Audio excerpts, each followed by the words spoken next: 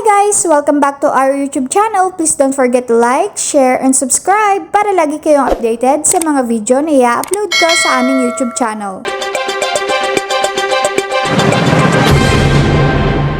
Sige, panghuli na lang po siguro, Miss Ana, nabanggit ho ninyo para nag-iikot-ikot yung inyong sa mga barangay, di ba? Kasi marami pa rin ho yung mga hindi nakakaalam. Halimbawa, walang mga television at lalong walang social media, di ba? Paano pa ho natin kung baga mas mapalalawak yung pagpapalaganap na meron na palang ganitong batas at hindi pa ho alam ng ilan, lalo doon sa mga malalayong lugar, Miss Ana?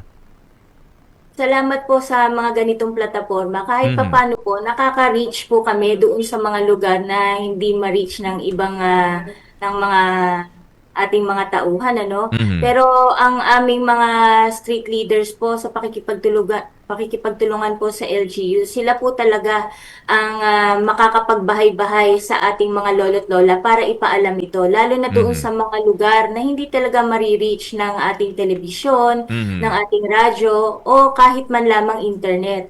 Doon po sa mga tinatawag na ganyan, ano, ang tawag po namin diyan ay GIDA areas o geographically isolated areas.